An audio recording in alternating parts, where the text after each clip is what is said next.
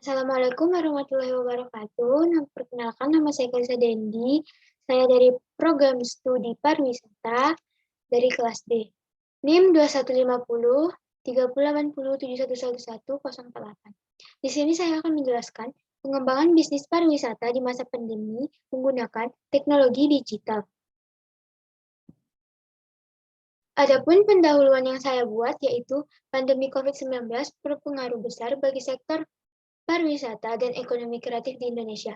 Bisa dibilang 2 tahun terakhir menjadi salah satu tantangan terbesar bagi para pelaku industri akomodasi wisata atau perhotelan di Indonesia.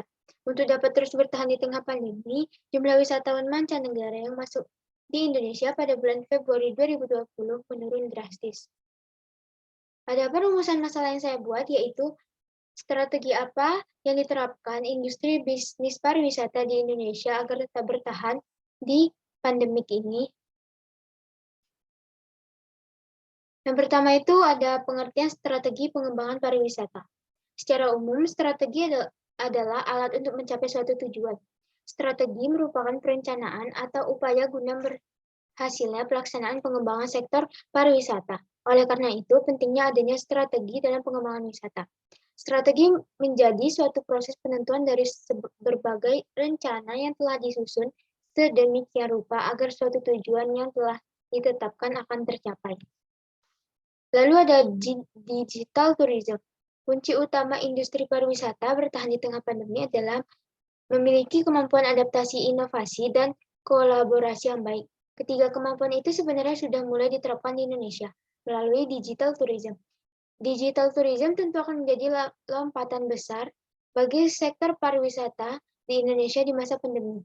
Sebab digital tourism secara tidak langsung membuat masyarakat semakin melek dan ikut berpartisipasi perkembangan teknologi dan membantu memulihkan pariwisata dan ekonomi kreatif Indonesia pasca pandemi COVID-19. Lalu adapun strategi yang dapat diterapkan di sektor akomodasi wisata untuk mencapai pasar modal di masa pandemi, yaitu yang pertama ada media sosial. Platform media sosial memiliki peranan yang cukup kuat untuk mempromosikan destinasi wisata Indonesia. Media sosial dapat membantu jumlah wisatawan karena merupakan sarana efektif promosi pariwisata yang mampu menyebarkan informasi dengan cepat, mampu daya jangkau yang luas, mampu mempengaruhi sarana penghubung praktis antara tempat wisata dengan konsumen. Oleh karena itu, membuat spot-spot wisata di Instagram, Twitter, dan lain-lain, sehingga menjadi salah satu strategi mempromosikan tempat wisata secara gratis agar meningkatkan wisatawan. Yang kedua itu ada situs web.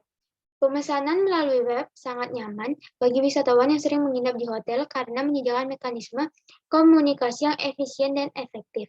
Wisatawan mengharapkan situs web yang informatif, interaktif, dan menarik. Situs pemesanan hotel seperti Booking.com, Traveloka, dan lain-lain dapat digunakan oleh wisatawan untuk mempermudah pencarian dan membandingkan harga antara berbagai tipe hotel tanpa harus pergi ke tempatnya langsung mengingat situasi pandemik mengurangi kerumunan. Lalu ada strategi positioning tourism, di mana di masa pandemi ini industri perhotelan sebaiknya memosisikan hotel sebagai tempat menginap saja, namun menjadi tempat wisata dan bekerja nyaman sebagai tempat staycation dan WFH atau work from hotel. Selanjutnya, industri perhotelan telah banyak menyediakan paket wisata staycation di hotel. Sebab pandemi menjadikan staycation sebagai alternatif tren liburan yang aman karena tidak mengharuskan wisatawan berkunjung ke tempat ramai. Lalu yang terakhir ada contact lens experience. Pandemi mengharuskan kita untuk menjaga jarak dan membatasi kontak langsung dengan orang lain.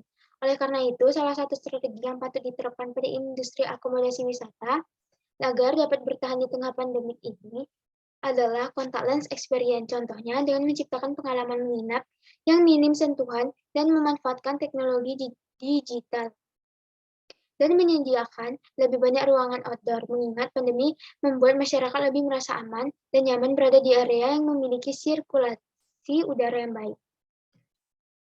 Lalu kesimpulan, oleh karena itu, dengan adanya strategi digital tourism, yaitu salah satu strategi yang efektif dalam mempromosikan destinasi wisata di masa pandemi.